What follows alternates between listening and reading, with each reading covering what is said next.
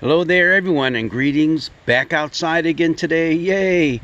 Beautiful sunshine, cool temperatures, right around 50 degrees. Wind is blowing. Autumn is here. Hey, and also what's here is the book of Hebrews that our lectionary is focusing on. It started a couple weeks ago and is going to continue just for a bit. And Hebrews is an interesting book. Basically, in a nutshell, it says, come on, everybody, keep the faith. Keep the faith in the midst of difficult times. Now, our lectionary text for this coming Sunday is chapter 4, verses 12 through 16.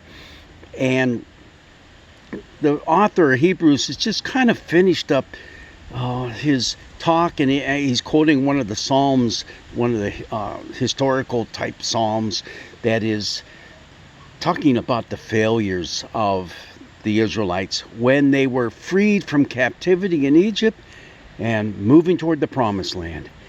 Basically, it says, don't be like them. Yeah, their faithlessness. Time and time again, they demonstrated they didn't have their trust in God. And what happened? Yeah, they ended up wandering in the wilderness for 40 years. Don't be like them. All right. So what we have going in today, since the author of Hebrews quotes so much from the Old Testament, it's amazing how much he pulls in different passages from there. He uses that as analogous to the Logos, the Word of God. And he talks about that Word of God.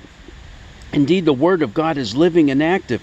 It's sharper than any two-edged sword. It pierces until it divides soul from spirit, joints from marrow. It is able to judge the thoughts and intentions of the heart. And before him no creature is hidden, but all are naked and laid bare to the eyes of the one to whom we must render an account. Oh boy. I mean, he's laying it on the line here. To these people who are struggling to keep the faith in the midst of difficult times, he's saying, you got to keep working at it. You got to keep struggling, because God knows everything that's in our hearts. Yeah, that word of his that we rely on for strength and for discerning God's will for our lives, that very word is like a sword that cuts right through us. God knows everything about us. You can't pull the wool over his eyes. Okay, folks? So, it sounds kind of threatening, and it kind of is in a way. You know, we have to render an account. It's interesting, that word account is the same in the Greek as the word for the Word. The Word of God is very powerful, but we have to render our own word to God. We're going to be giving the account of our lives. You know what? That's only half of our lectionary reading for this Sunday. The rest of it is the good news part of it. And there's always good news in these texts that we have from the New Testament. And now we begin to get into what the author of Hebrews is really trying to say, is that everything is not lost. Even if you are like those Israelites wandering for 40 years in the desert. No, even if you are, hey, there's something else you need to know. We have a great high priest, and his name is Jesus. Yeah, his name is Jesus. Since then, we have a great high priest who's passed through the heavens. Jesus, the Son of God, let us hold fast to our confession. And he goes on to say the reason why, and the reason is, he's been through every temptation that you and I have been through. But he's come out victorious. And because of that, because he is our great high priest, and it'll also go on to say he's also the sacrifice too. You know what? That's all we need. That's all we need is trust in Jesus, which is analogous to trusting God. He's very clear.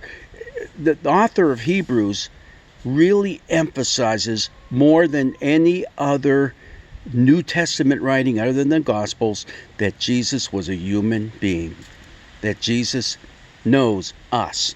He knows what's in our hearts. He knows the struggles we go through, and that's all right. And because of that, because Jesus went through those same things that we do, but comes out victorious, we are going to come through victorious in the end if we pay attention to this last verse of our lectionary reading this week. Let us therefore approach the throne of grace with boldness, so that we may receive mercy and find grace to help in time of need. So let that be your mantra for the day. Let us therefore approach the throne of grace with boldness.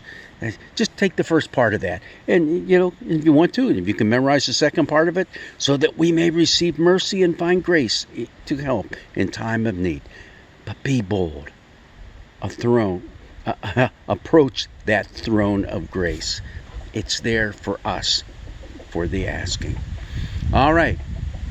What is also here for us is the sunshine that's coming down on my face. That's what good thing I have my hat on, or else it would be my eyes. But it's a beautiful fall day. Get out, truly, and enjoy it. God's blessings be with you.